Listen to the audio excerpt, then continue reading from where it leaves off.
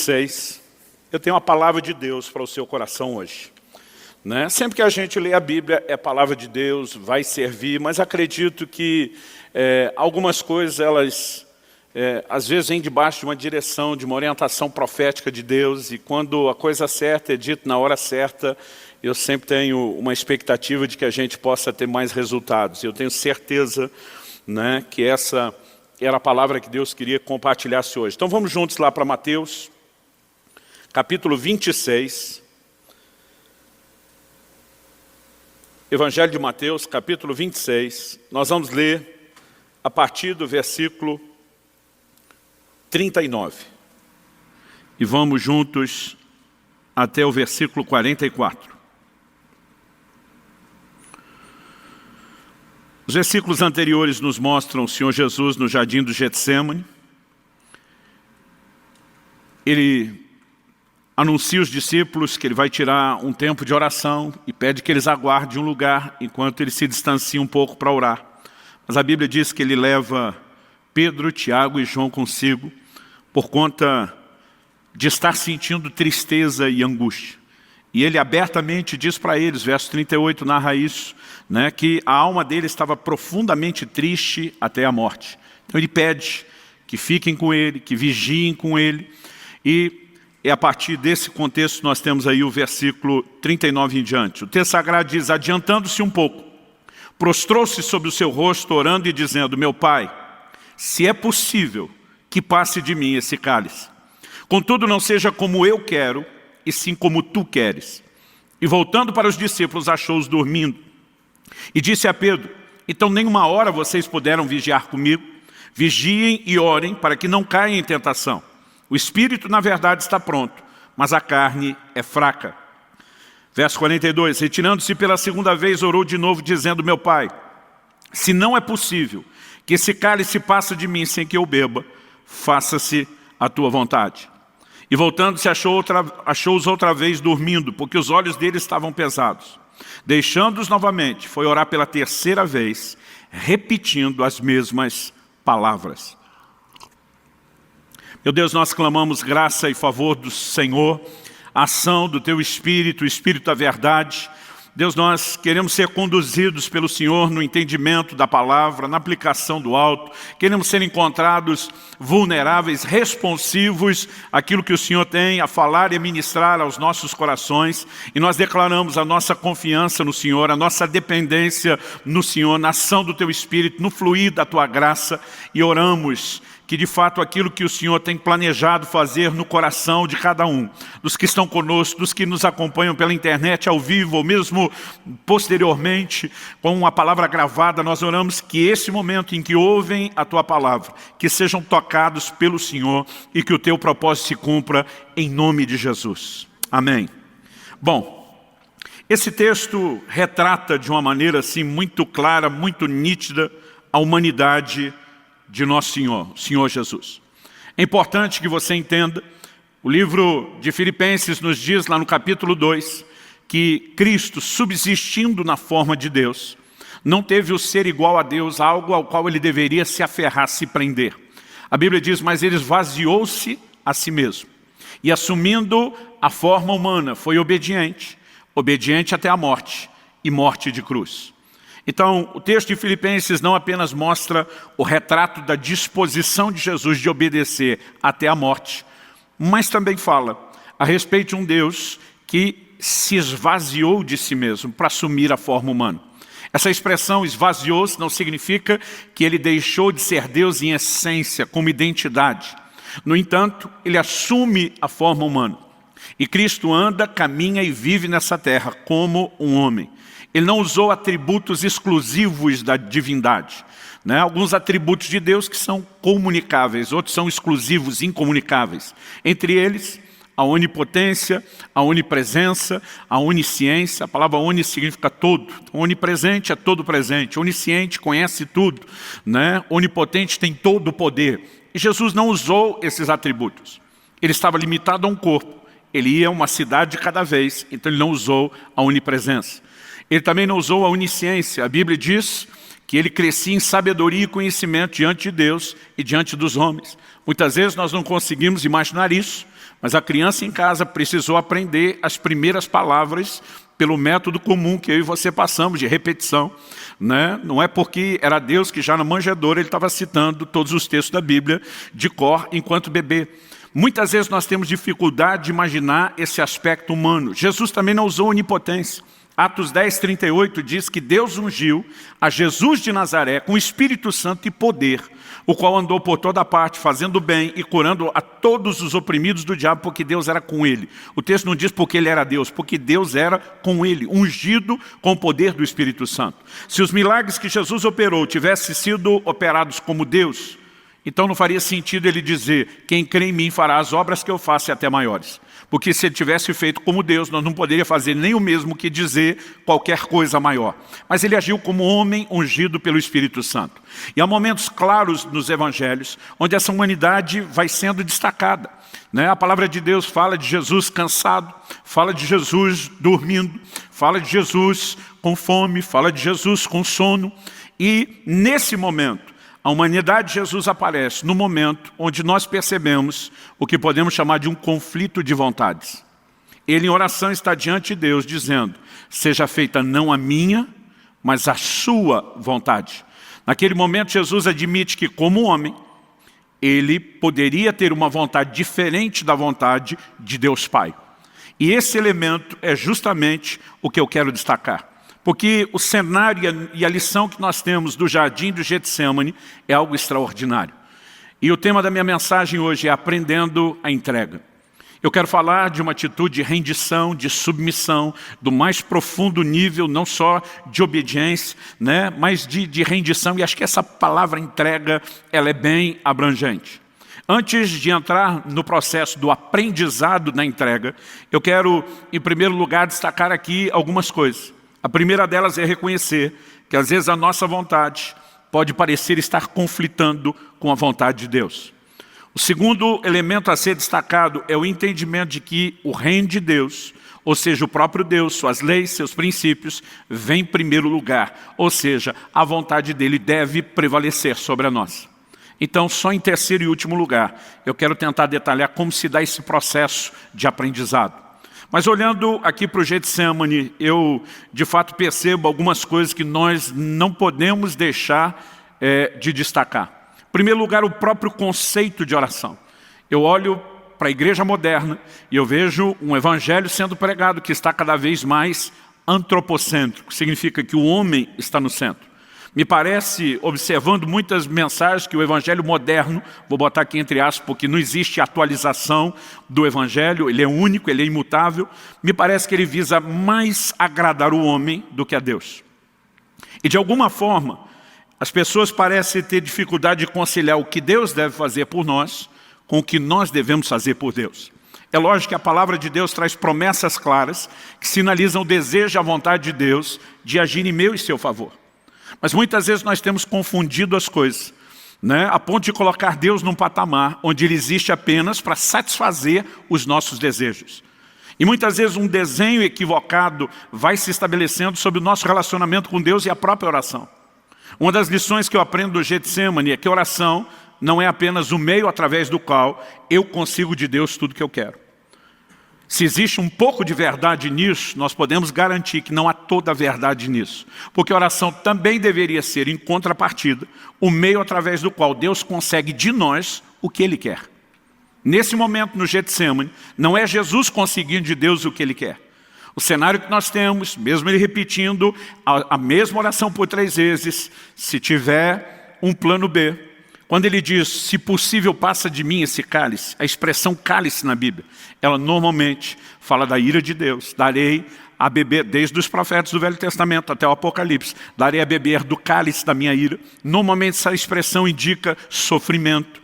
Então Jesus está dizendo como homem, se tiver um jeito de evitar a cruz e o que me aguarda, passa de mim esse cálice. A Bíblia diz que a agonia de Jesus no Getsemane foi tamanho. Normalmente a gente concentra só o fato de ele estar entristecido e como um homem angustiado.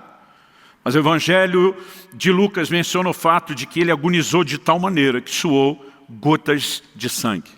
Não era apenas a tensão de um horrível, terrível, né, sofrimento aguardado na cruz. A crucificação não era só uma forma de execução, mas era uma execução que tinha, primeiramente, uma tortura. Era uma morte lenta, dolorosa, além de tremendamente vergonhosa.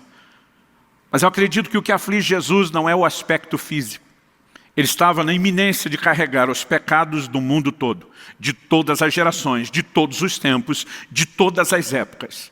E diante de Deus ele está dizendo, se tiver um jeito da gente conseguir, né, escapar do cálice, no entanto, que não prevaleça a minha, mas prevaleça a sua vontade.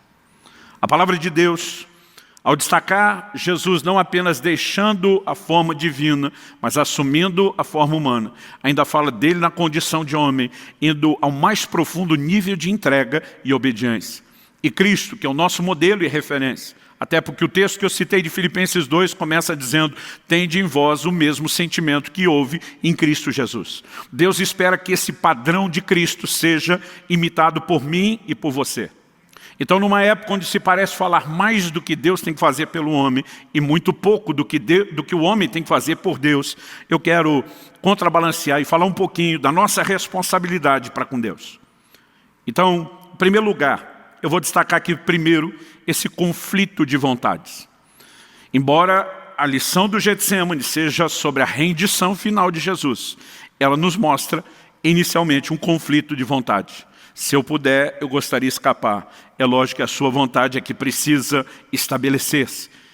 E quando falamos desse conflito de vontade, a nossa vontade versus a vontade de Deus, alguns textos, além de Mateus 26, me vem à mente. Eu quero mencionar só mais dois, porque algumas lições importantes, né? Quando a gente quer pensar o que a Bíblia diz sobre isso. Primeiro que eu quero citar é Tiago, capítulo 4. Dos versículos 13 ao 16. Ele diz, escutem agora, vocês que dizem, hoje ou amanhã iremos para a cidade tal, lá passaremos um ano, faremos negócios, teremos lucros. Vocês não sabem o que acontecerá amanhã. O que é a vida de vocês? Vocês não passam de neblina que aparece por um instante e logo se dissipa. Em vez disso, deveriam dizer, se Deus quiser, não só viveremos, como também faremos isso ou aquilo. Agora, entretanto, vocês se orgulham das suas arrogantes pretensões. Todo orgulho semelhante a esse é mau. Olhando para essas palavras de Tiago, há algumas coisas, e uma delas, por mais óbvio que seja, eu vou pedir que inclusive você repita comigo, é que a vontade divina deve vir antes dos meus próprios planos. Você pode dizer isso? Diga, a vontade de Deus deve vir antes dos meus próprios planos. Isso nos mostra que Deus tem uma vontade, não apenas aquilo que é generalizado para todos os homens, o que está lá escrito na Bíblia, que todo mundo tem que obedecer, mas isso também me indica que Deus tem um plano personalizado. Até mesmo o lugar onde eu, você, cada um de nós vai morar. São decisões que não deveriam ser tomadas sem que se declarassem, se Deus quiser. Os antigos repetiam muito mais essa frase do que a geração atual. Eu me lembro, né, olhando para os meus pais, para os amigos dos meus pais, que raramente terminavam qualquer conversa ou cogitação de se planejar qualquer coisa, sem que alguém dissesse, se Deus quiser. Hoje em dia é quase como se a gente dissesse para Deus, eu já decidi que eu quero, o Senhor é que se esforce para me abençoar. Aliás, tem muita gente tentando andar nesse trilho.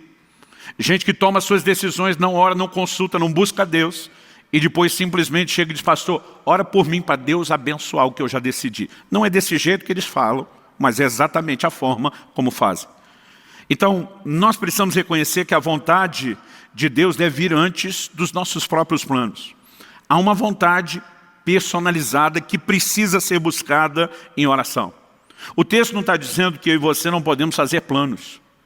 Há outros textos que até garantem isso, que a gente deveria ter planos, mas que eu e você devemos depender de Deus para que eles se cumpram ou não.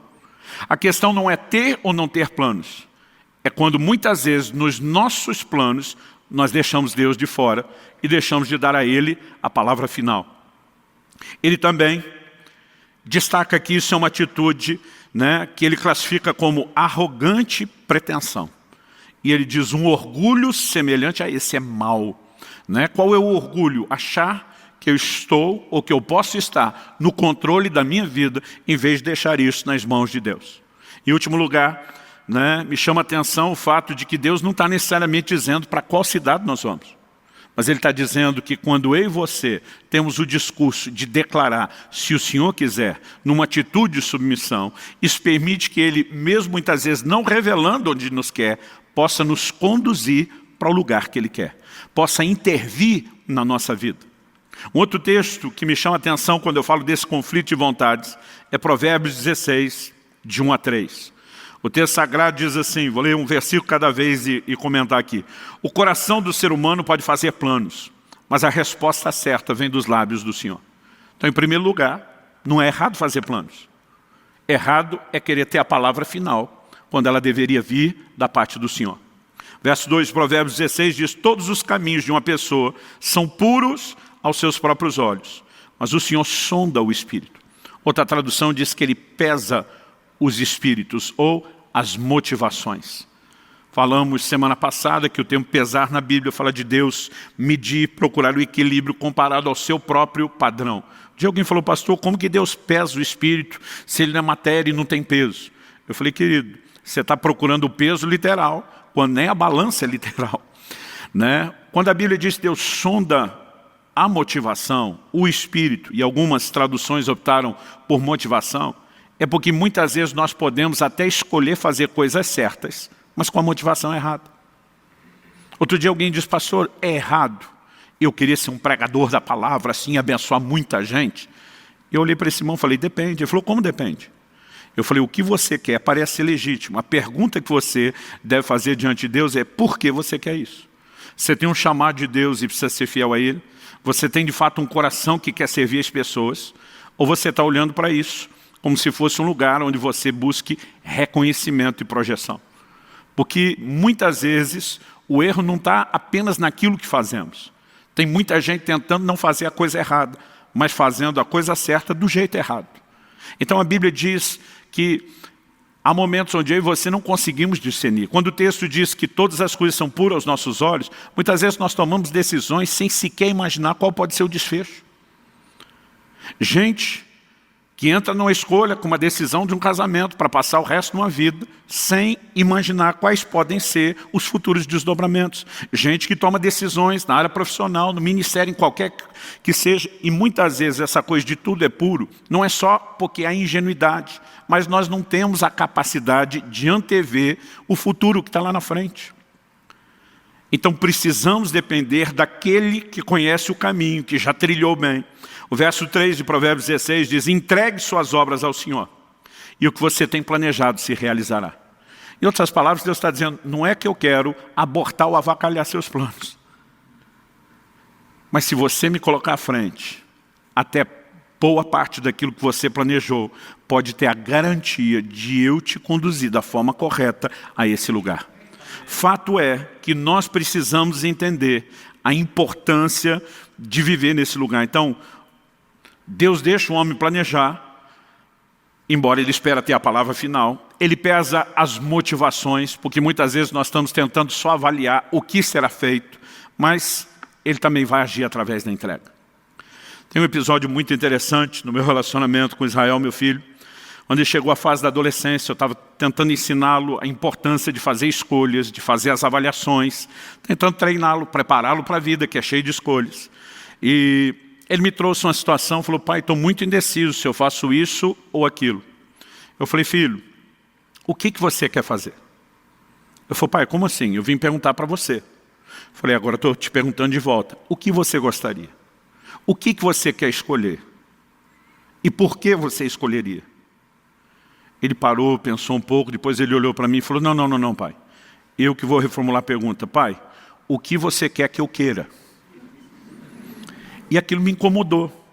Eu falei, não, filho. Eu estou justamente tentando te ensinar que você tem que fazer as suas escolhas. Eu não posso viver escolhendo por você. Ele falou, pai, eu sei disso. Mas ele falou, não sou bobo. O senhor já fez algumas dessas escolhas, talvez até errado, já aprendeu com elas. O senhor já transitou por alguns desses caminhos. E por que eu tenho que ficar arriscando se eu posso recorrer a uma fonte como o senhor e confiar em você? Eu olhei para ele e falei, você não é bobo mesmo. Sabe, querido, muitas vezes mesmo orando, eu lembro daquela frase do Israel e eu digo para Deus, o que o Senhor quer que eu queira? O Senhor me deu o livre-arbítrio, o Senhor me deu o direito de escolha. Isso não significa que eu preciso ignorar os seus conselhos ou deixar de buscar a sua vontade. Quem está entendendo, diga amém. Não é apenas em momentos onde há conflito, em momentos onde nós nem conhecemos. Bom, vamos pular a etapa do conflito de vontades e dizer por que não podemos deixar o conflito de vontades acontecer. E por que a semelhança de Cristo, precisamos dizer, apesar de honestamente ser essa a minha vontade, eu me submeto à tua e oro para que a tua vontade seja feita. Há uma premissa que deve reger todo o nosso relacionamento com Deus, é que o próprio Deus e o seu reino precisa vir em primeiro lugar. Vou esperar que pelo menos um dissesse um amém aí.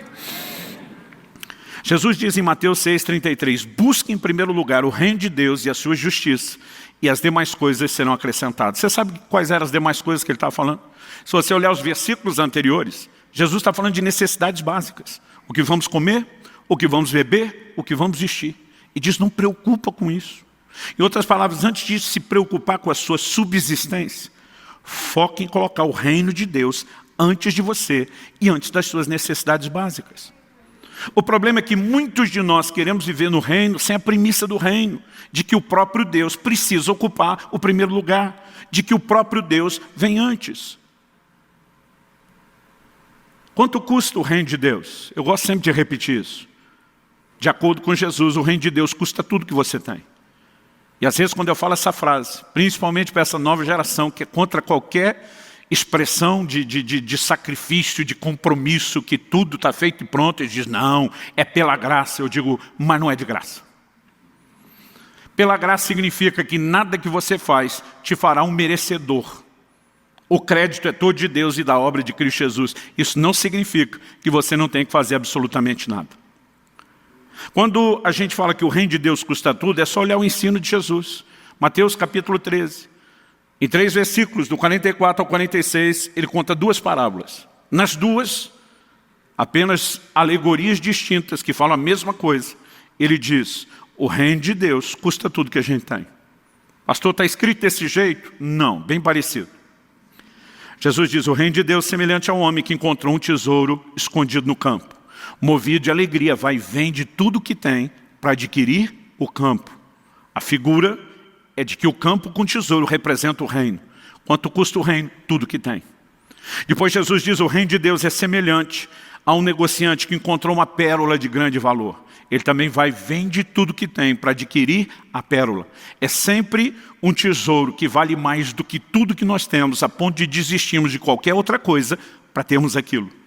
Isso fala da natureza de prioridade que o reino de Deus precisa ocupar no meu e no seu coração. Pastor, o senhor está querendo dizer que eu compro minha entrada no reino de Deus? Não, você não compra nada. Você foi comprado, não é você que compra. A Bíblia diz que Deus em Cristo Jesus realizou uma obra de redenção, de resgate, ou seja, Ele nos comprou pelo seu sangue. Então não é a gente que compra, nós somos comprados. Mas pastor, se eu fui comprado já, por que é que custa o que eu tenho? Porque se você não reconhecer a legitimidade do ato de compra que Jesus realizou na cruz, você não tem direito ao benefício da compra. E como que você reconhece isso? Romanos capítulo 10 diz, lá nos versos 9 e 10, se no teu coração creres que Deus ressuscitou a Jesus dentre os mortos, e com a tua boca confessares a Jesus como Senhor, será salvo. Agora, interessante que a Bíblia diz que a gente tem que confessar Jesus Senhor. E a igreja contemporânea mudou isso. Não tem que confessar Jesus Salvador. Você não vai achar isso na Bíblia.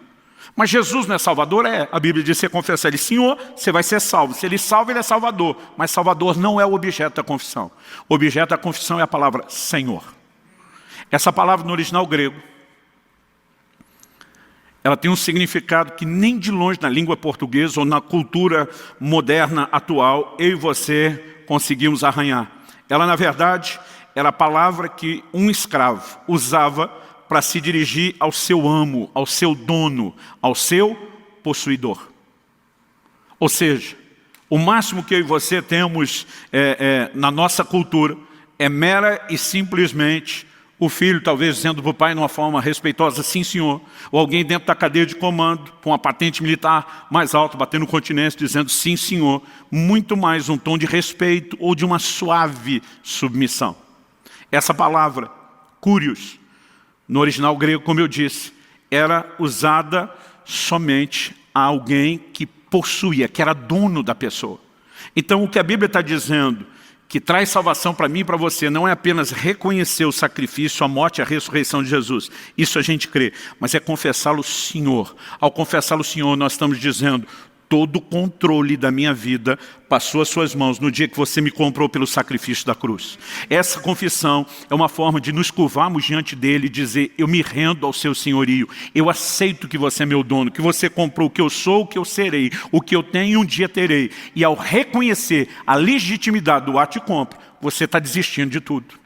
Então o reino de Deus não custa tudo porque você compra, custa porque você tem que abrir mão de tudo e colocá-lo em primeiro lugar, reconhecendo que Ele é o seu dono e dono de tudo. Não há evangelho sem esse reconhecimento. Agora, nós temos muitas vezes tentado viver um padrão onde parece que as pessoas estão invertendo as posições. Alguns parecem que acreditam que eles são senhores, que eles dão a ordem e comando e que Deus é que é o servo para ficar obedecendo e mimando a gente em tudo. Me entenda bem. Eu não estou falando que Deus não vai responder orações. Ele disse que a gente poderia pedir o que quiséssemos. Não estou negando que há um aspecto da oração onde a gente consegue de Deus o que a gente quer. O que nós não podemos é desbalancear. E deixar de acreditar que quem é Senhor é Ele e quem é servo somos nós.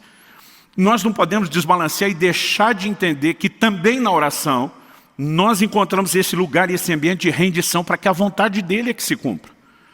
Na oração modelo, que nós apelidamos de Pai Nosso, o Senhor Jesus nos ensinou a dizer, venha o teu reino, teu governo, venha ser rei sobre nossas vidas, seja feita a tua vontade. A oração é um dos caminhos pelos quais eu e você nos submetemos a Deus. Em Lucas, no capítulo 14, se você for rápido de endereço, abre lá, eu gostaria que você acompanhasse comigo. Nós vamos começar no versículo 25. Lucas 14, 25. Nesse texto, o Senhor Jesus, de uma forma assim muito clara, ele pontua o que significa ser seu discípulo. O verso 25 começa dizendo, grandes multidões acompanhavam a Jesus. E ele voltando-se, lhes disse. Antes de falar do que ele disse, deixa eu fazer uma observação. Quando você estiver lendo os evangelhos e perceber que a Bíblia diz que tem muita gente, grandes multidões, você vai perceber que de forma recorrente Jesus para e diz, deixa eu explicar para vocês como que a coisa funciona. É quase como se ele dissesse, pelo tanto de gente aqui, eu acho que vocês não entenderam. Não significa que ele não quer as multidões. Significa que ele sabe como funciona o coração e a natureza do homem. Ele está olhando para eles e dizer, deixa eu explicar.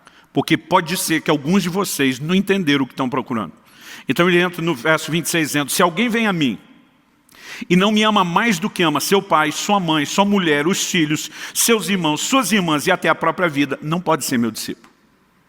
Em outras palavras, Jesus está dizendo, ou você me põe à frente de tudo e de todos, inclusive de você, ou você não pode ser meu discípulo. Ele não está dizendo que tem um discípulo muito bom e tem um outro nível que é o discípulo meia boca, mais ou menos.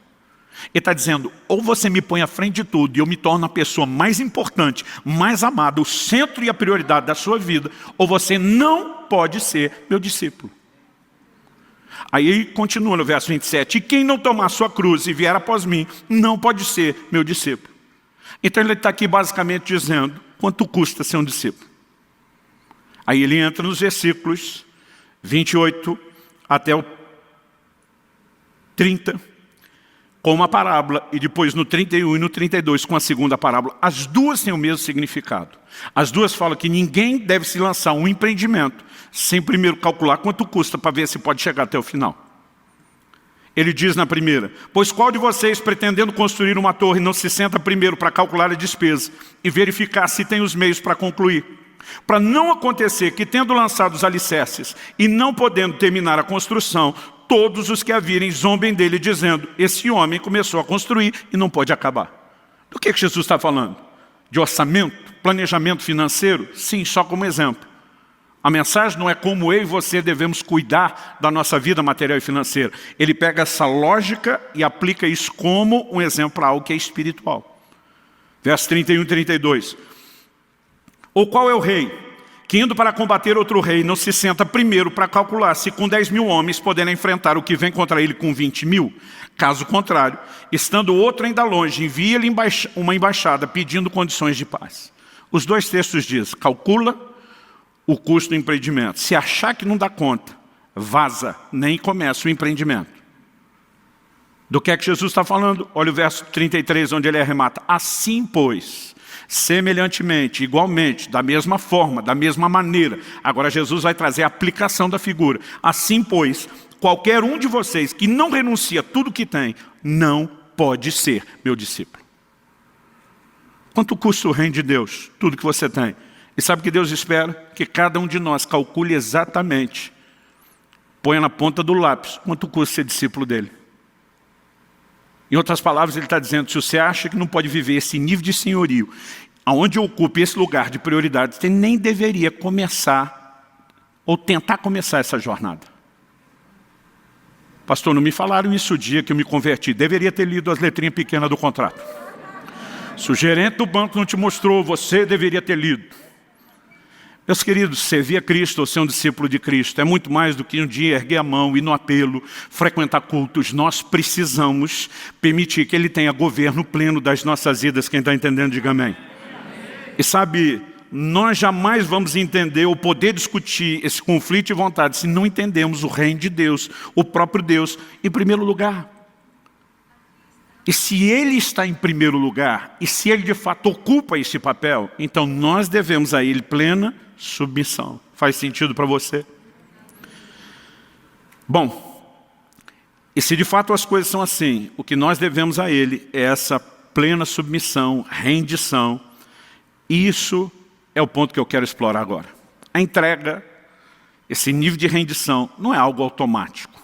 Não é porque você converteu, que alguém apertou um botão no céu e algo automaticamente passou a funcionar dentro de você e agora você virou uma pessoa profundamente rendida e submissa a Deus e à sua vontade. Determinadas virtudes na vida cristã, elas se aprendem. Paulo, por exemplo, diz em Filipenses, capítulo 4, versículo 11, eu aprendi a viver contente em toda e qualquer situação. Não importa se é abundância ou escassez. Contentamento se aprende. Não, pastor, eu nasci de novo, tem que ter o contentamento dentro de mim. Não, você aprende. Contentamento e rendição, entrega, não estão na lista do fruto do Espírito. Amor, alegria, sim. À medida que você se rende à nova natureza, isso brota e começa a te governar. Contentamento e entrega se aprendem. E eu quero te dar uma outra ótica do que aconteceu no Getsemane, retratada no livro de Hebreus. Nós mencionamos isso brevemente naquela série de mensagens que eu falei sobre a teologia das lágrimas. Vamos lá, Hebreus, capítulo 5, do versículo 7 a 9. A Bíblia diz assim, Ele, Jesus, nos dias da sua carne, eu gosto dessa expressão, nos dias da sua carne, está destacando a humanidade de Jesus. Porque é importante mencionar isso, depois da morte e ressurreição de Cristo, essa condição em que Jesus se move limitado à humanidade foi mudada. Paulo diz em Colossenses 2 que nele, em Cristo, habita a plenitude, habita corporalmente a plenitude da divindade. Ou seja, se ele abriu mão temporariamente de qualquer atributo, depois da ressurreição, essa condição muda completamente. Então a Bíblia faz esse destaque nos dias da sua carne. Isso nos lembra não só que era no tempo do ministério terreno, mas lidando com essa limitação da natureza humana que cada um de nós tem. A Bíblia diz, tendo oferecido com forte clamor e lágrimas, orações e súplicas a quem o podia livrar da morte, foi ouvido por causa da sua reverência. Esse versículo 7 situa o acontecimento exatamente no Getsemane. Não apenas por causa das lágrimas e nas orações, mas a Bíblia é clara em dizer que isso aconteceu quando ele fez súplicas a quem o podia livrar da morte. Se possível, passa de mim esse cálice. Essa é a interpretação de Hebreus, que ele estava clamando a quem poderia livrá-lo da cruz e da morte. E a Bíblia diz, ele foi ouvido por causa da sua reverência. Mas olha o verso 8, embora fosse filho, aprendeu a obediência pelas coisas que sofreu. Eu lembro na adolescência, o dia que eu prestei atenção pela primeira vez nesse versículo, eu parei de ler e fui falar para meu pai, está errada essa minha versão da Bíblia. Está dizendo que Jesus aprendeu obediência. Ele nunca pecou, como é que ele está aprendendo obediência? Ele foi obediente a vida inteira. O texto não está dizendo que ele não tinha obediência nenhuma e que ele estava aprendendo do zero. O texto sugere que a obediência é algo no qual eu e você crescemos e a níveis cada vez mais profundos. Ele é gerado sem pecado, ele nunca pecou. Mas nesse momento, pela primeira vez, ele está diante de um claro conflito de vontades. Deixa eu te dizer, a hora em que o meu e o seu coração será testado é quando o conflito surge. Eu já vi gente dizendo, não, pastor, eu sou submisso à minha liderança. Já vi mulheres dizendo, sou submisso ao meu marido. E alguns não são submissos. Eles estão vivendo uma harmonia espontânea. Enquanto o líder pensa igual, está tudo bem. É na hora que houver um conflito de vontades que nós vamos descobrir onde é que está o coração. Porque tem gente que não é que ele está se submetendo, ele concorda, então ele aceita. A submissão é quando você descobre o desejo de ir em outra direção. E agora você tem que abrir mão e se render a quem está numa posição diferente da sua. Nesse momento, pela primeira vez, Jesus está diante de um dilema da grande missão da vida dele que ele veio cumprir. É por isso que o texto de Filipenses diz, foi obediente até a morte. Ou seja, ele não obedeceu apenas mandamentos, ele tinha que obedecer o comissionamento pleno, a missão de ir à cruz por mim e por você.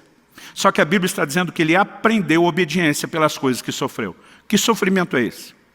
Não está falando do sofrimento da cruz. O sofrimento da cruz acontece depois que ele já foi obediente e vai até o fim. Então está falando desse sofrimento interno, desse conflito que muitas vezes eu e você podemos ter e enfrentar. No entanto, a Bíblia diz, e tendo sido aperfeiçoado, verso 9, tornou-se o autor da salvação eterna para todos os que lhe obedecem. Quando eu olho esse retrato de Jesus, isso para mim expande essa humanidade, aquele conflito que está acontecendo no Getsemane, a um patamar onde nós percebemos se o próprio Jesus, que jamais havia pecado, quebrado um mandamento sequer, ainda está precisando aprender obediência em outros níveis, a pergunta com resposta óbvia é, e nós? Será que não temos níveis mais profundos de entrega? Nós precisamos entender que entrega é algo que se aprende, obediência é algo que se aprende continuamente. Quanto mais nos sujeitamos ao Senhor, estamos sendo aperfeiçoados. O aperfeiçoado não é só para quem tinha defeito. Jesus nunca havia falhado, mas ainda estava sendo aperfeiçoado, entrando em níveis de rendição cada vez maior. Alguém disse, ninguém fica bom em nada a não ser com treino. Eu quero te dizer que até na obediência e na entrega não deve ser diferente. Quanto mais nós praticamos, quanto mais exercitamos, mais nós aprendemos e mais nós crescemos. Quem está entendendo, diga amém. Sabe, querido, muitas vezes a nossa dificuldade é que a gente não consegue avaliar que Deus tem algo melhor, porque muitas vezes nós estamos focados no que custa aquele sacrifício da vontade no momento. Jesus está olhando para a cruz, ele está olhando, imagina, não apenas para o sofrimento físico, ele entra num nível de agonia, a ponto de suar gotas de sangue, e obviamente, como um homem, ele está assustado diante do que ele vai enfrentar. A Bíblia é clara, diz que ele estava triste, a alma angustiada, e de repente ele pensa, é muito sofrimento. E o problema é que a maioria de nós sempre vai olhar para a entrega, para a rendição, como um sacrifício, como algo doído. Estamos abrindo mão de algo de valor, de algo que me dói, de algo que me machuca. O que muitas vezes nós deixamos de levar em conta é que não há nada que o Pai Celeste nos peça que possa ser caracterizado como injusto ou que seja para o nosso mal. Ainda que haja dores momentâneas, nós precisamos focar o resultado final. Quem está entendendo, diga amém. Semana passada, a Kelly me acompanhou numa consulta ao ortopedista. Estou na iminência entre essa semana e a próxima de fazer uma cirurgia no joelho. A Kelly diz, eu preferia não ter ido com você na consulta. Eu preferia não saber qual era a sua situação e nem o que é que eles vão fazer. Porque à medida que o médico, um irmão nosso em Cristo, começou a explicar o processo, a Kelly ficou assustada. Um problema congênito que eu tenho na cartilagem se agravou nos últimos anos. Por conta dele, o osso da junta foi acomodando de forma diferente, foi gerando uma pequena protusão e deformação óssea, o ângulo da perna começou a alterar. Quanto mais alterava, mais piorava a situação do joelho, quanto mais piorava, mais entortava o ângulo da perna. Ele falou, pastor, eu tenho que corrigir a curvatura da sua perna em 15 graus. Isso significa que além de operar o seu joelho, nós vamos fazer uma osteotomia dupla. O nome é bonito, mas traduzindo, nós vamos quebrar 2 ossos da sua perna, o fêmur e a tíbia, para conseguir corrigir a angulação. E não bastasse dizer que vão mexer em cada um do osso de cima e de baixo e no meio, que é o joelho. Ele disse, o senhor vai ter um processo de recuperação lenta.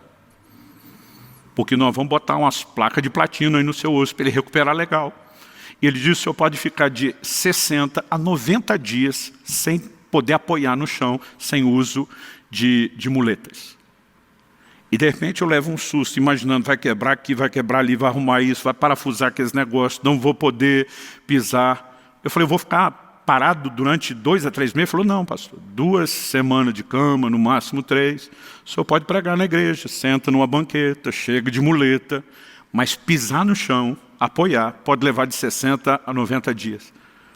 Quando nós saímos, e a Kelly começou a valorizar o assunto, eu comecei a ficar assustado.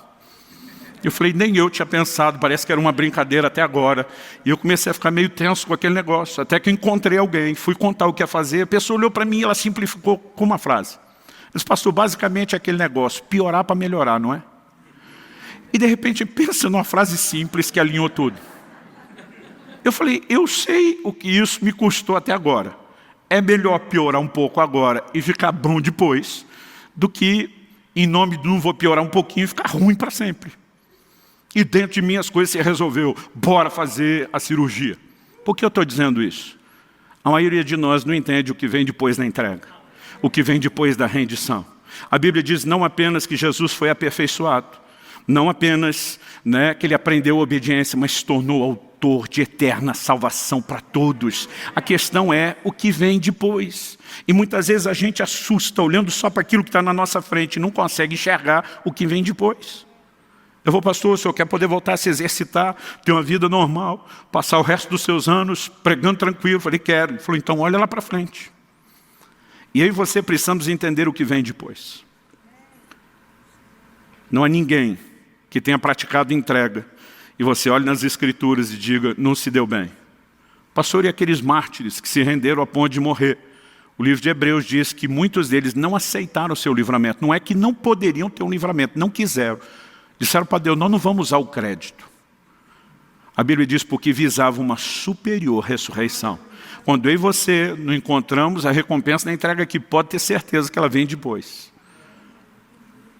Anos atrás, eu quero terminar com isso. Ouvi o pastor Francisco, nosso querido Chicão, chamo ele de Chicão, antigamente chamava de Pai Chico, alguns falam, pastor, parece pai de santo, é melhor não usar esse nome. Mas Francisco pregou uma mensagem no momento de crise, daquelas que ele senta na frente da gente, prega para a gente. E ele me falou, olha, daqui a alguns anos, eu não tinha filhos ainda na época, ele falou, daqui a alguns anos você vai entender melhor, que talvez uma das maiores expressões de entrega é quando você lê na Bíblia pais que entregaram os próprios filhos. Quando você for pai, você vai descobrir que não tem nada tão valioso, tão precioso para a gente como os filhos. Eu falei, por que você está dizendo isso? Ele falou, eu quero te citar 3 exemplos de pais que entregaram os seus filhos em contextos diferentes, que é o maior nível de entrega que se pode fazer. O próprio Deus, quando vai expressar o seu amor, a Bíblia diz que Deus amou o mundo de tal maneira que deu seu filho. E de Gênesis 22, 2, Deus pede a Abraão. Deus diz a Abraão, pega o seu filho, seu único filho, o filho que você ama. Mas eu digo para Deus, precisava judiar do velhinho desse jeito? Só pedir o filho já era difícil, tem que lembrar que é o único filho, o filho que ama. Ele diz, e o ofereça em sacrifício. Então Deus pediu esse nível de entrega. Abraão não ficou pensando no que perderia. Abraão ficou pensando na coerência de Deus. Se ele me fez uma promessa, eu não sei por que ele está pedindo algo tão contraditório. O livro de Hebreus diz que ele cria que Deus poderia ressuscitar o garoto. Em outras palavras, o Senhor não vai se contradizer, a sua promessa vai se cumprir, e eu não vou te negar nada, nem o filho da minha velhice, que eu crie para receber do Senhor. Então ele diz, há determinadas entregas que nós praticamos porque Deus pede. E muitas vezes o difícil não é Deus te pedir algo. O difícil é você ver que Ele pediu para você e não pediu para mais ninguém. Eu fico imaginando Abraão, nunca ouvi falar que o Senhor pediu um filho para ninguém. E não tem nada antes nem depois. Eu fico à vontade de falar nisso porque hoje é algo bem resolvido, durante um tempo para mim não foi. Deus me pediu desde o início do meu ministério que não tivesse nenhum ganho pessoal com meus livros. E sempre tem um que de vez em quando chega achando assim que está com aquela mentalidade de gênio. Eu lembro quando os livros tinham passado já alguns anos atrás de 1 milhão de exemplares distribuídos. Alguém falou, pastor do céu, se o senhor ganhar só o royalty, o senhor não precisava nem ter comissão de venda, só o direito de autor. Ainda mais se fosse o internacional, que é $1 por livro. O dólar nem estava tão alto na época. Mas ele olhou para mim e falou, o senhor seria milionário. Eu falei, o diabo me fez a mesma conta outro dia.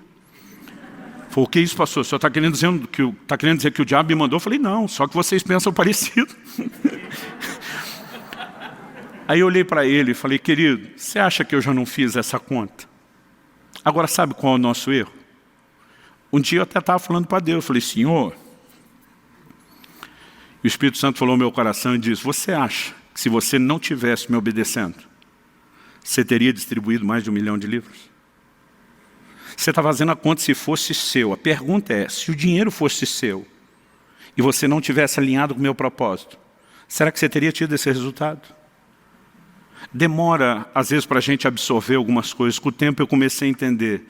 Deus não apenas decidiu que Ele guardaria o meu coração, que me permitiria dar um bom exemplo, mas me deu o privilégio de semear uma quantia, exorbitante no reino de Deus. Mas muitas vezes o meu problema não era Deus ter me pedido. Era dizer, por que o Senhor não pediu para nenhum dos meus colegas? Ou pede para todo mundo ou não pede para ninguém. Já teve esse negócio assim? Eu era aquele tipo de filho, que na hora que a mãe estava colocando, eu colocava um copo do lado do outro. Não, colocou mais para o outro aqui. E eu também não queria ganhar mais, queria tudo igual. E muitas vezes o problema que nós temos com a entrega é que a gente sempre está sendo injustiçado, violado. Ou, eu vou sofrer. Não, irmão, é piorar para melhorar. Quem está entendendo, diga amém. Há um segundo nível de entrega. Quando Moisés é entregue pelos seus pais. Deus não pediu que eles fizessem isso. Os pais tiveram uma percepção. Alguns diriam a sacada, o crente diz um discernimento. O livro de Êxodo nos diz lá no capítulo 2 que quando Moisés nasceu, seus pais viram que ele era formoso. E uma pergunta. Qual o pai que acha o filho ou a filha quando nasce feio? Nunca achei nenhum. Nenhumzinho. Eu lembro quando Israel nasceu, uma cara de joelho amassado, gente.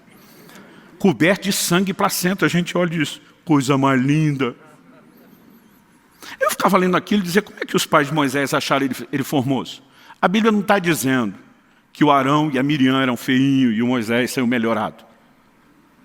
Apesar desse texto ser repetido, tanto no Velho como no Novo Testamento, tem um lugar onde essa história é apresentada de uma forma diferente das demais, com uma explicação.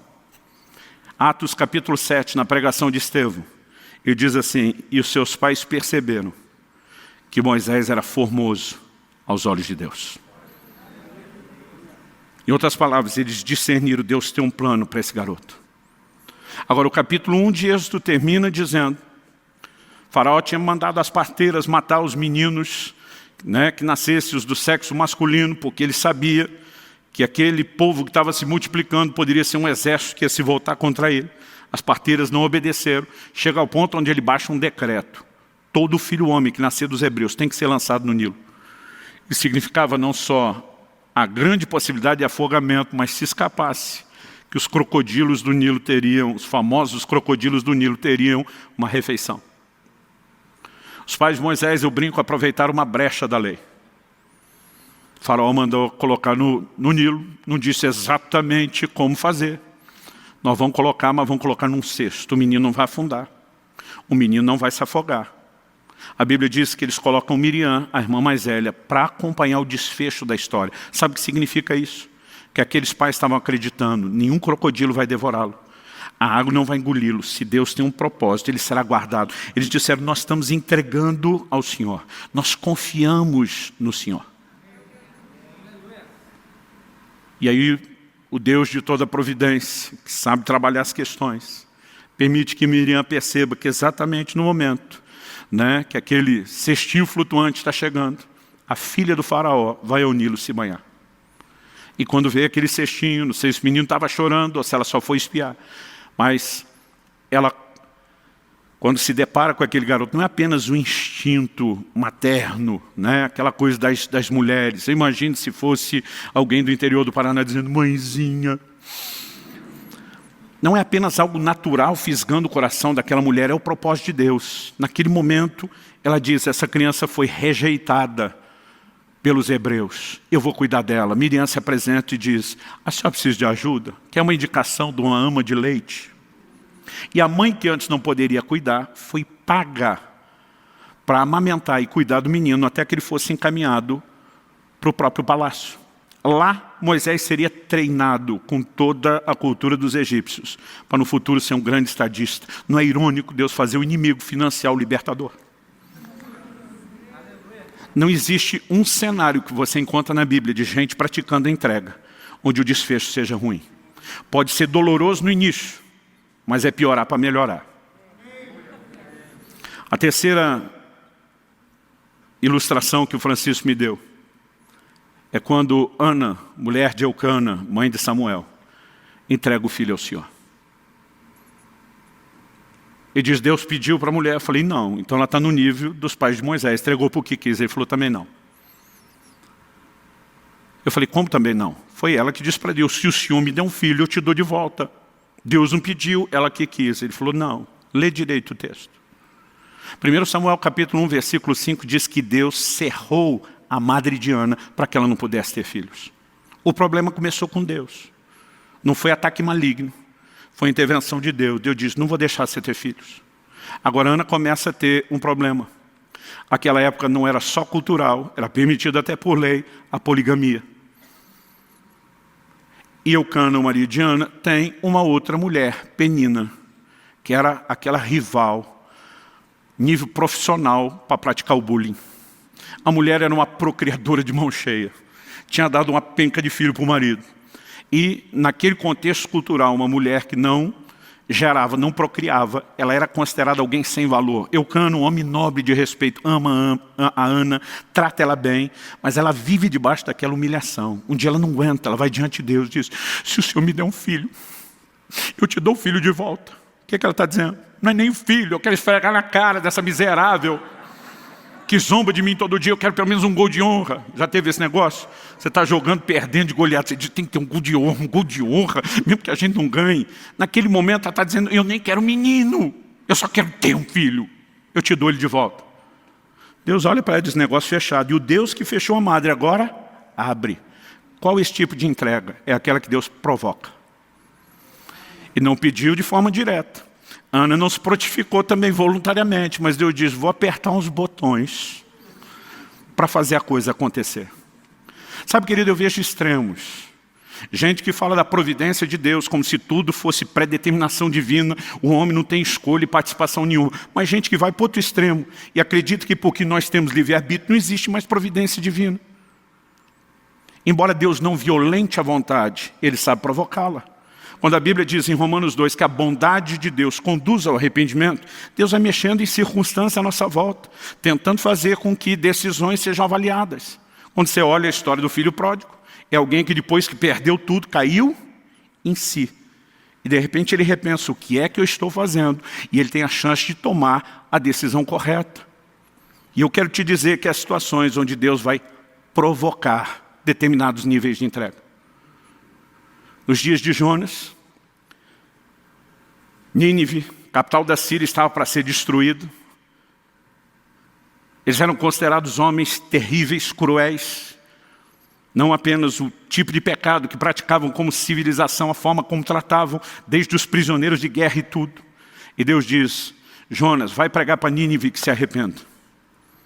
Se eles não se arrependerem, eu vou destruir. Jonas diz, agora eu não vou. O que eu quero é que o Senhor destrua. Vai que eu prego, ele se arrepende, e o Senhor tem misericórdia deles, não destrói, eu quero que destrua. João diz, não vou.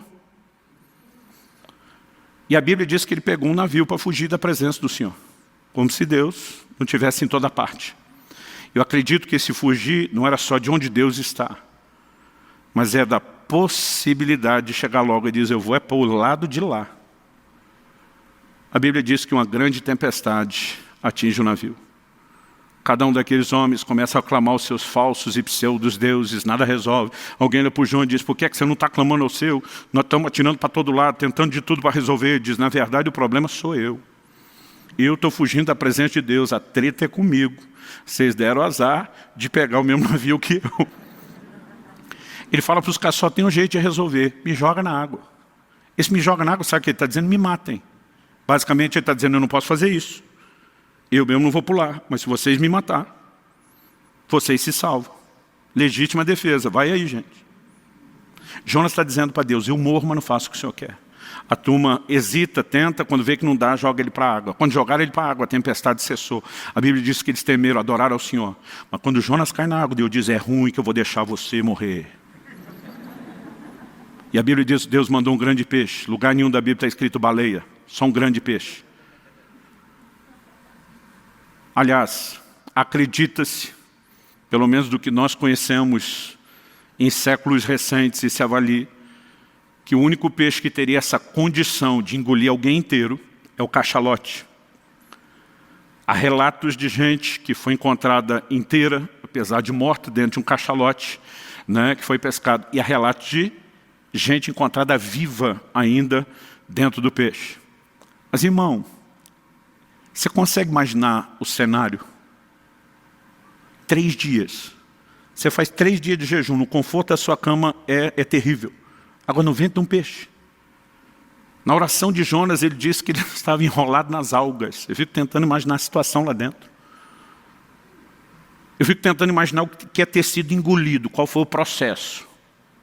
Segundo, que é estar lá dentro. Terceiro, para mim, eu não sei se é a melhor parte ou a pior, que é sair. A Bíblia diz que o peixe vomitou. Eu nem sabia que peixe vomitava.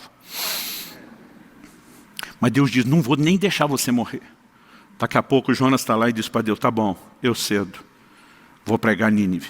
Sai um pouco emburrado, mas já está praticando entrega. Existem determinados níveis de entrega que Deus sabe como provocar. E não importa o formato. Em cada um deles tem coisas na minha vida que Deus diz, eu vou te pedir. Tem coisas que eu olhei para Deus e falei, essa eu vou fazer para o Senhor porque eu quero.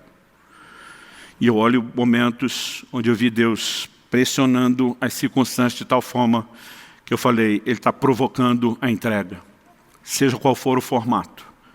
Eu e você não deveríamos olhar para a dor do momento ou sacrifício do momento. Deveríamos pensar, é piorar para melhorar. Haverá um dia onde eu e você vamos estar diante de Deus. E naquele dia nós vamos olhar para trás, para todo sacrifício, para toda rendição, para toda entrega. E nós não vamos olhar para trás com nenhum tipo de arrependimento ou remorso. Eu creio que dentro de nós vai brotar algo que vai produzir um sorriso de satisfação no rosto. E nós vamos poder dizer, valeu a pena. Não há nada tão extraordinário como viver submissão a Deus. Qual o problema do homem desde o início? Deus diz, não come dessa árvore. Tinha 2 árvores espirituais, mas Deus diz, dessa não come, e o resto pode. A serpente chega e diz, é verdade que ele vedou a árvore? O foco nunca está, é verdade que ele deu todo o resto? É verdade que é dessa forma? Todo o problema do homem começa quando ele tenta ser independente de Deus, cultivar sua própria vontade e escolha. O único remédio para a humanidade é a plena sujeição e submissão ao Senhor.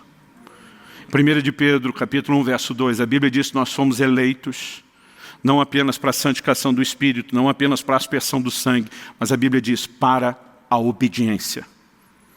Não existe um cristianismo destituído de obediência, de rendição ou de entrega. E se eu e você tentarmos viver qualquer coisa distinta disso, não é o Evangelho. Eu sei que eu estou falando aqui de algo, como eu falei, de aprendizado. O próprio Jesus começou o ministério, diz a Bíblia, aos 30 anos. Ele tem pelo menos 3 Páscoas. Alguns acreditam em 4 Páscoas. Né? Eu particularmente estou nesse time, o que daria mais ou menos uns 3 anos e meio de ministério. Ou seja, Jesus, aos 33 anos, ainda estava aprendendo obediência. Embora tenha praticado desde o início. Há determinados níveis que eu e você vamos precisar de tempo para alcançar a maturidade. Isso me faz lembrar de Jesus falando com Pedro em João 21. Eu queria que você já se colocasse em pé para parecer que está acabando. Em João 21, no verso 18, Jesus disse para Pedro, quando você era mais moço, e para mim aqui não é só idade cronológica, é maturidade, você cingia a si mesmo, você ia onde queria. Mas Jesus disse, quando fores mais velho, aqui também para mim não é só idade cronológica, é maturidade. e diz, ou te cingirá, te levará para onde não queres. Mas antes de falar, ou te cingirá, te levará para onde não queres, e diz assim, estenderás as mãos. Olhe para cá. O verso 19 explica que esse estender as mãos era, disse isso para significar com que tipo de morte Pedro haveria de glorificar a Deus. Crucificação. Quando era criança, achava que só Jesus e os 2 bandidos é que foram crucificados, ninguém mais na terra. Demorou para eu descobrir, estudando história na escola, que o Império Romano crucificou incontáveis milhares de pessoas. Era uma das formas de execução precedida, por tortura mais comuns.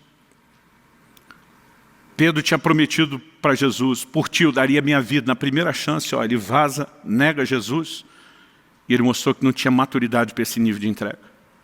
Jesus está olhando para ele dizendo, Pedro, eu não estou olhando para a falha do passado, nem para a limitação do presente. Eu estou de olho no seu futuro. Você ainda vai chegar a um lugar profundo de rendição. Você vai ter uma outra oportunidade de morrer por mim, e quando ela chegar, você não vai mais lutar. Quando você era mais moço, você ia para onde queria, você era dono do próprio nariz. Mas Pedro, eu olho para você, eu sei que você vai chegar lá. E a tradição era a transmissão do ensino oral. Logo no primeiro século, as primeiras gerações de cristãos, muita coisa não foi escrita, ela era transmitida de forma verbal e passa a ser escrita no século seguinte. A tradição não é registro bíblico. Diz que Pedro não apenas foi crucificado, mas que na hora de ser crucificado teria dito, não sou digno de morrer como meu Senhor. E pediu que o crucificassem de cabeça para baixo. Aquele Pedro que antes não conseguia praticar um nível de entrega, cresceu, amadureceu. Paulo diz, quando eu era menino, eu falava com menino, agia com menino, pensava com menino. A capacidade de crianças viver entrega é muito complicado. Bota um brinquedo na mão de 2 crianças e manda um compartilhar com o outro para você ver o cenário caótico que vai surgir. As primeiras frases a ser dito, é um que puxa, é meu, outro de que puxa, não é meu. Algumas coisas elas só vêm quando existe maturidade. Eu diria que a entrega não é diferente. Nós vamos aprendendo níveis distintos. Cristo, depois de uma fidelidade de uma vida inteira, ainda estava aprendendo a obediência. E eu e você precisamos aprender a entrega em níveis distintos. Eu já passei por momentos onde eu sofri demais diante de coisas que Deus pedia. Porque eu estava olhando só o piorar do momento, em vez de enxergar o melhorar depois. Mas o tempo passa e a gente vai aprendendo, vai ficando escolado. Sempre há novos níveis para que eu e você aprendamos, mas nós nunca podemos parar de aprender nem de crescer. Há um lugar por trás da rendição e da entrega que nos conecta ao coração de Deus, ao plano de Deus, ao propósito de Deus, de uma forma tão extraordinária, que se nós entendêssemos isso, não bateríamos tanto o pé, tentando prevalecer na nossa rebeldia, na nossa teimosia. Nós precisamos aprender com o Senhor Jesus momentos onde a gente diz, Senhor, não é o que eu queria, mas seja feita a tua vontade. Aos 18 anos de idade, eu saí de casa para pregar o Evangelho e precisei deixar meus pais. Era uma outra época.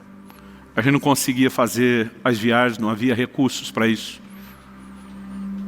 Comunicação era diferente. Os primeiros meses de namoro com a Kelly, a gente namorava por carta. E para os mais novos que não sabem o que é carta, é como se você escrevesse um e-mail, mas em vez de enviar, imprimisse e pedisse para alguém levar em mãos. Nós falávamos ao telefone depois da meia-noite, que interurbano era mais barato. Tem gente que nem sabe o que é interurbano, era ligação à distância.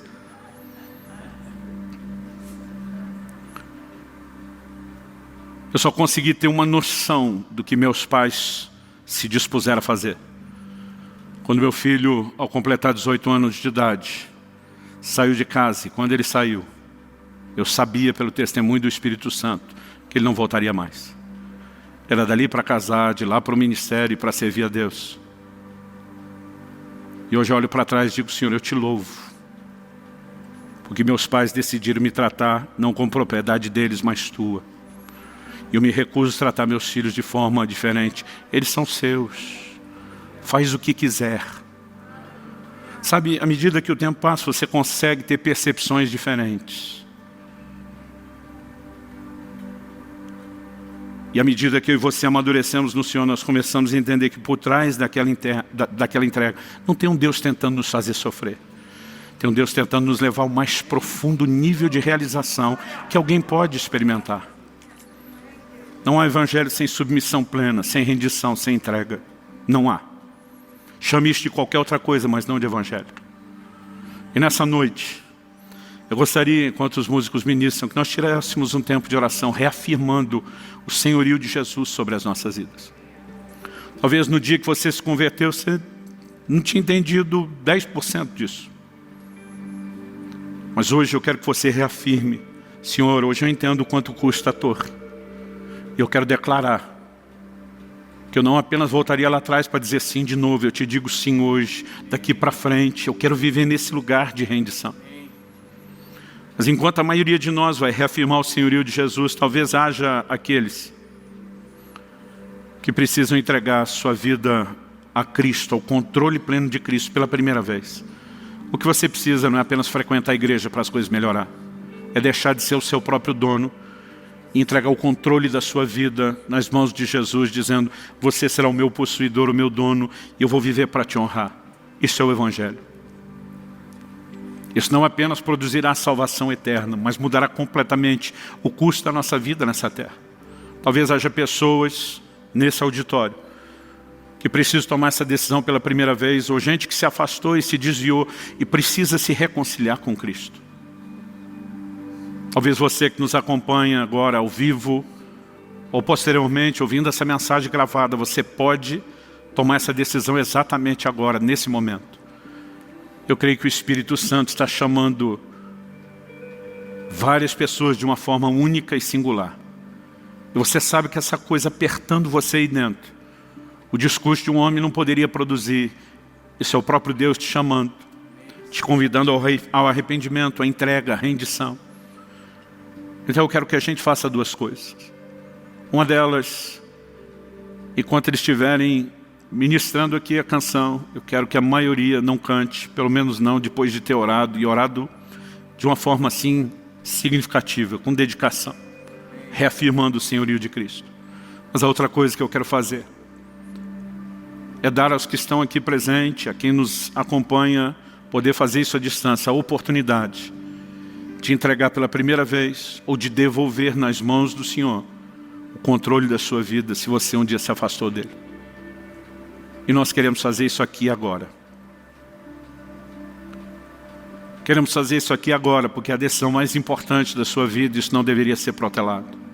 Nós queremos orar com você que quer entregar a sua vida a Jesus ou reconciliar-se com o Senhor. E queremos te dar a oportunidade não só de receber a nossa oração, mas de poder fazer uma declaração pública sobre esse lugar de senhorio de Jesus. O próprio Cristo afirmou: aquele que me confessar diante dos homens, eu também o confessarei diante do meu Pai e dos anjos que estão nos céus.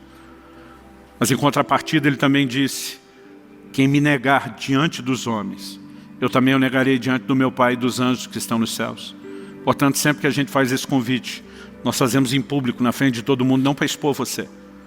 Na verdade, o que você tem aqui é uma torcida, é um auditório que está orando e torcendo por você, que vai celebrar e festejar a sua decisão, que vai te apoiar. Mas mesmo se não houvesse esse quadro favorável de todo mundo, ainda assim você precisaria da confissão pública.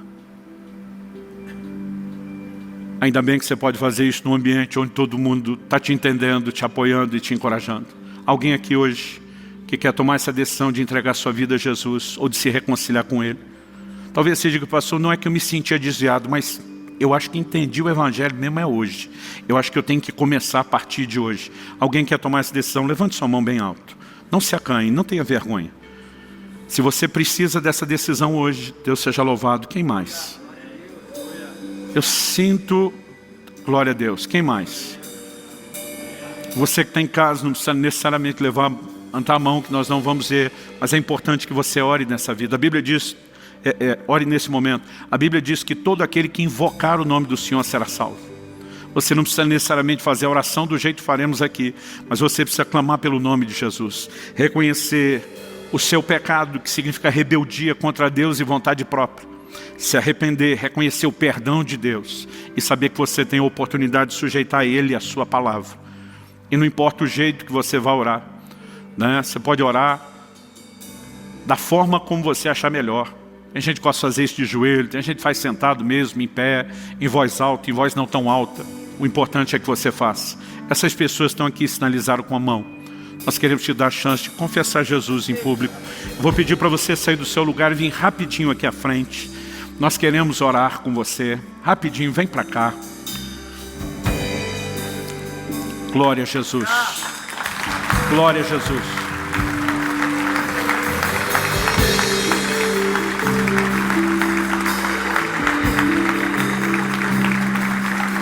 Há mais alguém?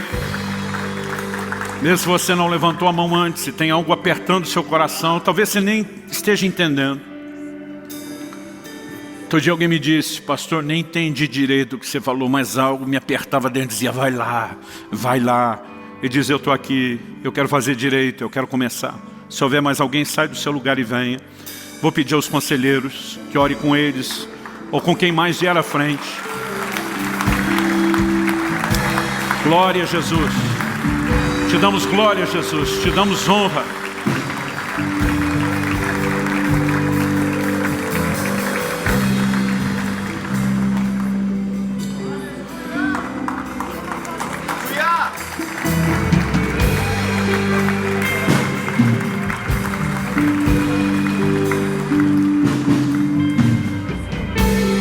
Quero pedir aos conselheiros que ajudem eles a confessar Jesus, a declarar isso. Cada um de vocês, oriente eles a fazer essa oração. Enquanto os músicos ministram, reafirme o senhorio de Jesus sobre a sua vida. Talvez Deus esteja pedindo algo e seja a hora de você estabelecer um concerto com Deus. Talvez Deus não pediu, o seu coração está fervendo e você sente que precisa entregar algo. Talvez Deus esteja pressionando ou provocando você por meio das circunstâncias. Eu sei que além de reafirmar o senhorio, talvez esse seja um momento de alinhamento com Deus, com o propósito de Deus. Faça isso em nome de Jesus. Em nome de Jesus.